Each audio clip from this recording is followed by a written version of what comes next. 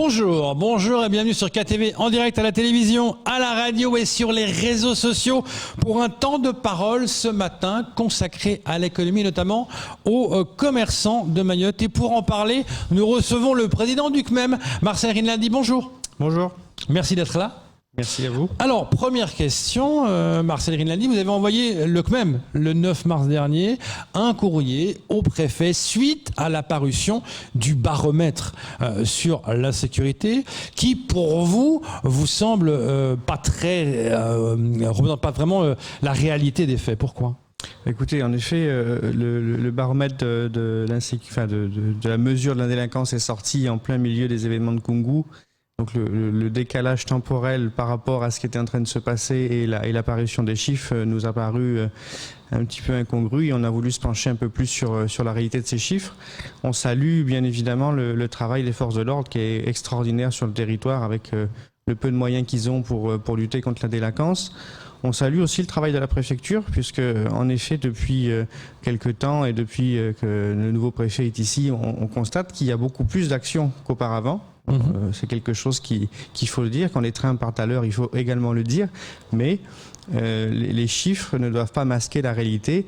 Vous receviez dernièrement en interview le procureur qui lui-même reconnaissait qu'il y avait plutôt une hausse de 20% de la délinquance sur les 2 dernières années et que les chiffres étaient largement en deçà de la réalité puisque les dépôts de plainte, comme on le sait, ne sont pas systématiquement réalisés par les victimes pour les raisons qui ont été évoquées, bien sûr, le contexte culturel, le ras-le-bol aussi de se dire que ça sert à rien d'aller porter plainte parce que derrière, malheureusement, ils ont la sensation qu'il n'y a pas de résultat ou que la justice n'a pas les moyens d'agir à Mayotte.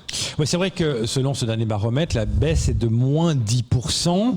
Et vous dites non, c'est pas possible, c'est pas vraiment la réalité. Vous dénoncez le fait que, en fait, ça compare de semaine en semaine. Vous parlez notamment on peut le lire dans le France Matin du jour, du fait du drame qui s'est passé en Petite Terre, qui n'était pas encore dans les chiffres comparables à la semaine.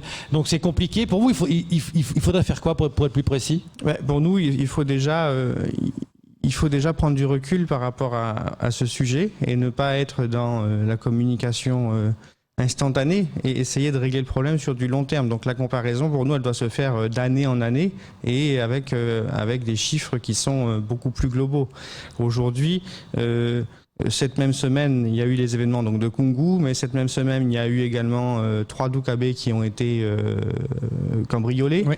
Vous avez eu encore des chantiers qui ont été cambriolés. Enfin, je veux dire, ça s'arrête jamais. Mais je peux vous dire qu'aujourd'hui, les chefs d'entreprise, peut-être que 20% vont aller porter plainte, mais ils vont arrêter à un moment donné également puisqu'ils estiment que c'est une perte de temps aujourd'hui. D'ailleurs, dans vos revendications, on va en parler. Vous demandez notamment une simplification de ces plaintes-là. Vous avez plusieurs demandes, plus de force de l'ordre, mais ce sont les mêmes qu'avant, il me semble. On n'a pas changé, exactement. On est toujours malheureusement sur les mêmes revendications parce que les choses évoluent lentement. Plus de force de l'ordre, mais plus de force de l'ordre pérenne. On veut des renforts qui s'inscrivent dans le temps et qui permettent une sécurisation du territoire sur le long terme. Encore une fois, l'économie ne pourra pas se développer dans un climat où le chef d'entreprise ne sait pas comment protéger ses investissements demain. On ne peut pas créer de l'emploi, on ne peut pas créer de la richesse si on le fait sur un territoire où on a peur de perdre ce qu'on investit. Avant tout, pour faire une entreprise, il faut d'abord un chef d'entreprise qui prend le risque. Et le risque, il se prend en mesurant les paramètres. Et si le paramètre insécurité est trop haut, forcément, on ne va pas pouvoir investir. Pour développer une entreprise, il faut aussi des forces vives. Après les événements de Koungou, une grande partie des gens qui habitent sur les quartiers CIM qui ont été concernés ont souhaité quitter le territoire. Et ce n'est pas forcément des gens qui viennent de l'extérieur qui veulent partir. C'est aussi notre jeunesse mahoraise qui est là, qui a fait des études, qui est performante, qui est dynamique et qui ne veut pas vivre sur son territoire parce qu'elle ne se sent pas en sécurité. D'ailleurs, selon la dernière étude de l'INSEE, ils ont bien démontré qu'il y avait quand même une baisse de création d'entreprises à Mayotte. Ça rejoint ce que vous disiez. Oui. Justement, aujourd'hui, c'est la fin du confinement, le début du déconfinement, ouverture des magasins. Faisons un état des lieux, si vous le voulez bien, des magasins. Durant déjà le confinement, comment ça s'est passé pour ces magasins ? Comment ils ont réussi à tenir ? Écoutez, pour les magasins les plus structurés et un peu plus organisés, avec un peu plus de moyens, il y a des systèmes de e-commerce qui se sont mis en place, du click and collect ou par les réseaux sociaux. Malheureusement, la casse, ça va être sur les petits commerçants qui n'ont pas cette souplesse et cette capacité de s'organiser sur un autre mode de distribution. Mais même pour ceux qui ont fonctionné avec des systèmes parallèles de e-commerce, le chiffre d'affaires n'atteint pas le niveau de la perte. On est à moins de 5 ou 6% de ce qu'on aurait dû faire normalement en chiffre d'affaires. Justement, ce chiffre d'affaires, est-ce que on dit en métropole qu'il y a en tout cas 60-65% de chiffre d'affaires qui tombe et qu'il y a plus de la moitié des commerçants qui risquent carrément de ne plus exister? Est-ce que c'est cette même comparaison qu'on peut faire à Mayotte? Oui, aujourd'hui, après un mois de fermeture sur le mois de février, qui est un mois fort pour les commerçants, puisque c'est la Saint-Valentin, donc ça fait partie des 4 temps forts du commerce à Mayotte. Les pertes sont parfois importantes, ça peut représenter jusqu'à 25% du chiffre d'affaires d'une entreprise. Quand on est commerçant, se relever d'une telle perte est compliqué. Alors, il y a les aides de l'État. Alors, il y a les aides de l'État, bien sûr, heureusement. Il y a l'activité partielle qui a été mise en place. Il y a le fonds de solidarité qui n'est toujours pas mis en place au moment où on parle pour le mois de février et le mois de mars. C'est-à-dire que l'adaptation avec le confinement n'a toujours pas été votée ou écrite par décret ministériel. On est dans l'attente de cela. Pour le moment, on n'a pas pu introduire nos demandes d'aide de fonds de solidarité pour février et pour mars. Donc vous allez vivre sur votre trésorerie. Aujourd'hui, ceux qui peuvent vivent sur leur trésorerie. Oui, mais ceux qui ne peuvent pas, ils font quoi? Parce que certains disent que dans l'entreprise, on baissé le rideau et ne le rouvriront pas. Bien sûr, il y a des commerçants et des entreprises qui ne pourront pas rouvrir parce qu'en effet, le nerf de la guerre, c'est avoir suffisamment de trésorerie pour tenir. Mais aujourd'hui, nous, on a double peine. Surtout les commerçants à Mayotte, c'est qu'on doit importer nos marchandises. Importer nos marchandises sur un territoire où le fret est 50% plus cher qu'ailleurs nous oblige à avoir plus de stock parce qu'on essaye de privilégier le mode bateau. Qui dit plus de stock, dit plus de trésorerie mobilisée. Et donc quand on a besoin de la trésorerie et qu'on ne peut pas la rentrer parce qu'on ne vend pas les marchandises, faites le calcul vous-même, on ne peut pas payer nos charges. Et puis il y a aussi un autre souci, on en parlait la dernière fois, mais j'y reviens. Trop d'aide, est-ce que ça risque pas de tuer l'entreprise? Parce qu'à un moment donné, il y a la barre des remboursements. Il y a des dettes et il y a des rentrées. Et à un moment donné, les aides, ce sont des dettes quelque part. C'est pas des dons. Alors il y a 2 types d'aides. En effet, il y a le fonds de solidarité que l'État nous doit parce qu'il a fermé nos entreprises de manière administrative. C'est une chose. Ça représente une partie des aides. Et puis pour ceux qui le peuvent, encore une fois, il y a eu le PGE, donc le prêt garanti par l'État. Ça, c'est à rembourser. Ça qui est une dette, en effet, que l'entreprise va devoir rembourser, qui est une dette qui a double peine. Parce que non seulement elle va obérer la trésorerie dans quelques temps, mais en plus elle empêche complètement la capacité de l'entreprise d'investir sur le développement de son entreprise avec du prêt de développement. Puisque oui, mais j'allais dire qu'aujourd'hui, l'heure est plutôt au maintien qu'au développement. Oui, mais pour maintenir, parfois, il faut se développer. La gestion d'une entreprise, c'est aussi du développement. C'est vraiment compliqué, cette affaire. On doit évoluer en permanence. Ouais. Justement, en parlant évolution, quelque chose qui s'est vraiment développé, vous l'avez dit tout à l'heure, c'est Internet. Beaucoup d'entreprises se sont mis à refaire leur site, à passer sur Internet. Ça a été quelque part, si on peut trouver du positif, le côté positif de ce confinement, non ? Oui, le e-commerce montre que ça peut être une voie de développement, même s'il y a encore beaucoup de freins pour que ce soit efficace sur le territoire. On a la chance d'avoir une population jeune, donc assez habituée aux moyens numériques, et donc assez porté pour la commande numérique. On rencontre quand même des freins en termes de logistique, de livraison, de moyens de paiement, puisqu'aujourd'hui, on a quand même peu de gens qui payent encore avec la carte bleue. Donc, il y a tous ces soucis-là à régler. Mais en effet, le e-commerce est une voie de développement. Mais ça ne sera pas l'alpha et l'oméga du commerce. Non, c'est clair. C'est le présentiel. Il y a eu tout ce chômage partiel qui a été mis en place. Il y a eu toute cette aide de l'État par rapport aux dettes sociales. De dire, OK, payez pas encore, payez plus tard. Mais ça aussi, à un moment donné, va falloir le payer. Et on sait bien que les charges sociales pour l'entreprise, c'est énorme. Il va falloir passer à la caisse, oui, en effet. Heureusement, la CSSM ici est très active pour l'accompagnement des entreprises. Mais à un moment donné, les plans d'appurement vont devoir commencer, les paiements des charges patronales et salariales vont devoir commencer et il faudra qu'on tienne compte de tout ça dans le business plan, comme on dit, de notre développement, dans la trésorerie, pour voir comment l'entreprise va se développer. Une idée en métropole qui avait été lancée, et certains ici même disaient il faudrait que l'État carrément passe l'éponge sur certaines aides parce qu'il n'y aura apparemment pas le choix pour sauver des PME. Qu'en pensez-vous ? Je pense que sur certains territoires et sur certains métiers, au cas par cas, il va en effet falloir étudier le moyen d'aider plus encore les entreprises en difficulté. Sur les territoires comme à Mayotte, où on sait que l'emploi est fragile, vous avez annoncé une baisse de 3000 emplois. 3000 emplois pour le premier confinement. Premier confinement.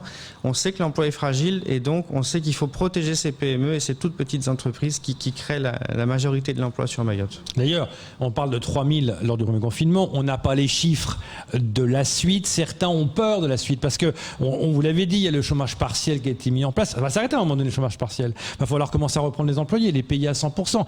Et certains risquent de renvoyer. C'est pas parce qu'ils n'ont plus les moyens. Est-ce que vous êtes dans cette même optique-là, dans cette même logique ?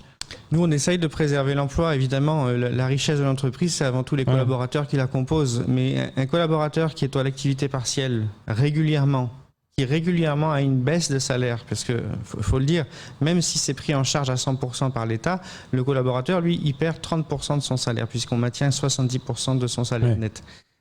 Donc ça, déjà, c'est pas confortable non plus pour eux. Et puis, il y a l'effet psychologique. Quelqu'un qui reste à la maison, qui ne va plus au travail, qui n'a plus de sens professionnel, ça complique également le développement. Ça complique la motivation, ça complique la cohésion de groupe. Donc c'est un vrai souci, cet arrêt d'activité est bien plus importante. Les conséquences sont bien plus importantes que ce qu'on peut penser. Aujourd'hui, la reprise des commerçants, on parle de normes mises en place. Quelles sont les normes mises en place pour les magasins ? Écoutez, les normes restent celles qui étaient avant le confinement, c'est-à-dire les jauges qui doivent être affichées sur les commerces, l'utilisation de gel hydroalcoolique pour désinfecter les mains des clients avant qu'ils ne rentrent, le port du masque obligatoire, la distanciation sociale au sein des magasins ou des entreprises recevant du public, tout ce qu'on a déjà mis en place. Je rappelle, que ce soit pour les hôtels, les cafés, les restaurants ou les commerçants, qu'aucun cluster ne s'est déclaré dans nos établissements. On a fait des efforts et on maintiendra nos efforts. Justement, vous me tendez la perche pour la prochaine question. Vous venez de mentionner les bars et les restaurants. Est-ce que vous comprenez qu'aujourd'hui, les petits commerces ouvrent et les bars et les restaurants, ce sera en tout cas pas avant la fin du mois, alors que vous l'avez dit, il n'y a pas de cluster? Malheureusement, je ne suis pas... Je sais, vous êtes l'autre branche, mais c'est partie du commerce quand même. Je suis également restaurateur, oui. Donc je suis également dans cette branche, mais je ne suis pas à la décision pour savoir comment on décide de qui ouvre, qui ferme. En métropole, nos collègues sont fermés, nos collègues restaurateurs sont fermés depuis plus d'un an maintenant, c'est vrai. Mais ici, les conséquences de fermeture sont un peu plus importantes malheureusement parce que notre tissu de clientèle est moins important et notre capacité de rebondir est bien moins importante sur le métier de la restauration. Donc on a une vraie incompréhension du côté de la restauration de savoir pourquoi on reste encore fermé alors qu'en effet, nous pensons que nous aurions pu travailler le midi avec les gestes barrières, avec les mesures de précaution qu'on a déjà mis en place. Qu'est-ce que vous conseillez à ceux qui vont dans les magasins? Parce qu'on nous dit, il y a plein de choses. Hein. On nous dit, voilà, quand on va dans un magasin, on touche des produits et on sort. Enfin, on a le on a l'impression que le virus c'est partout et sur toutes les étagères, partout, etc. Est-ce que ça veut dire que dans les magasins, il y a du nettoyage qui est fait régulièrement justement pour pallier à cette peur? Alors déjà, la première chose, en tout cas pour les petits commerçants et les commerces indépendants, là je ne vous parle pas de la grande distribution qui a un mode de fonctionnement différent du nôtre, mais nous, on fait attention d'éviter que le client doive toucher le produit, tout simplement. Donc on a des vendeurs, des vendeuses, des collaborateurs qui vont venir là et qui vont faire le job. On va éviter pour le textile, les cabines d'essayage sont fermées, donc on ne va pas avoir de manipulation qui pourrait augmenter la contamination. Et oui, en effet, on a augmenté également le nettoyage, la désinfection des lieux de vente. Tout ça, ça a un coût énorme.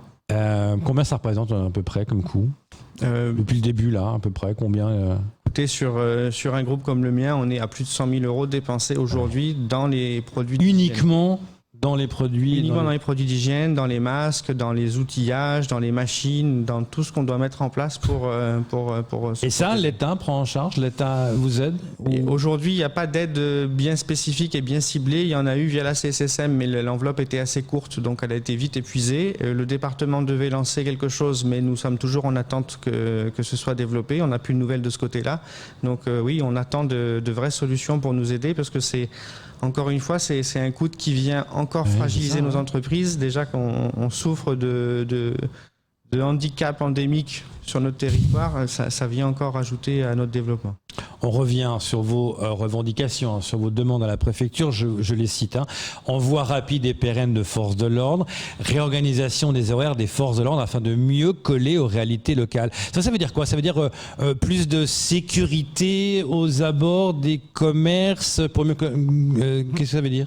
Mais écoutez, on se rend compte que le baromètre de la délinquance nous dit qu'une grosse partie des problèmes vient de la zone gendarmerie, à 70 ou 60% je crois de mémoire. Or, on se rend compte que parfois, en zone non urbaine, le temps d'intervention peut être un peu long pour se déplacer sur un événement, un cambriolage, une agression en cours ou autre. Déjà, on constate que les gendarmes ne peuvent pas être partout. S'ils ne sont pas suffisamment nombreux, surtout en cette période de pandémie, je suppose qu'il y en a aussi beaucoup malheureusement qui sont Il y a eu des clusters, en arrêt maladie ou au repos forcé. Donc, si en plus la zone est très large et que les horaires ne sont pas adaptés, forcément on est moins efficace pour lutter contre l'insécurité. Autre sujet, donc la mise en place d'actions d'incitation au dépôt de plainte. Vous l'avez dit, les gens ne déposent pas plainte parce qu'ils disent que ça... Vous avez dit 80% quand même, c'est énorme. Vous avez dit seulement, d'après vous, 20% des commerçants déposent plainte, 80% se disent non, c'est pas la peine, de toute façon ça sert à rien. Oui, aujourd'hui sur les faits de petite délinquance, sur les faits qui n'ont pas de grandes conséquences sur l'entreprise, on va avoir tendance à laisser passer alors même qu'on devrait aller porter plainte. Parce que c'est le seul moyen de pouvoir mesurer les chiffres de manière sérieuse. C'est le seul moyen de pouvoir dire non, écoutez, la réalité c'est ça, et c'est cette réalité qu'il faut tenir compte. Donc il faut aller porter plainte, il faut signaler les faits, mais il faut également, encore une fois, je le redis, plus de moyens sur Mayotte pour la justice et pour les services de l'État qui gèrent l'insécurité, donc la police et la gendarmerie. Et vous demandez également une meilleure prise en charge des victimes après leur plainte. Ça veut dire que ça ne fonctionne pas là aussi ? Non, c'est pareil, c'est de la dignité. Aujourd'hui, on est sur un territoire français et on doit avoir la même dignité que sur les autres territoires. Donc aujourd'hui, une victime, elle doit être suivie, elle doit être prise en charge. Il y a des associations qui font beaucoup de travail, comme la PIFPAM par exemple, dans le suivi des victimes, mais c'est pas suffisant, il faut encore augmenter. Aujourd'hui, le choc psychologique de quelqu'un qui se fait agresser, qui se fait voler tout ce qu'il a, qui se fait frapper. Vous vous rendez compte ? Il faut un vrai suivi pour qu'ils aient envie de rester ici et de continuer à développer le territoire. C'est vital. On a besoin que les gens restent pour développer le territoire. Et est-ce que le préfet a répondu ? Pas encore, mais très occupé en ce moment. J'imagine, mais vous attendez vraiment une réponse. Qu'est-ce que vous allez faire ? Est-ce que vous allez réitérer la demande un peu plus tard ? Est-ce que vous allez rester motivé ? Et quelles vont être les actions prévues là ? Est-ce que vous avez demandé plus d'aide, plus de choses ? Aujourd'hui, nous, on est très vigilants sur, en effet, ce qui se passe. On constate, en effet, je le redis encore une fois, que ça bouge, que les choses se mettent en place, mais c'est pour nous un pansement sur une jambe de bois. Il faut plus de moyens, il faut les adapter au territoire et il faut que ce soit sérieusement pris en compte par notre gouvernement.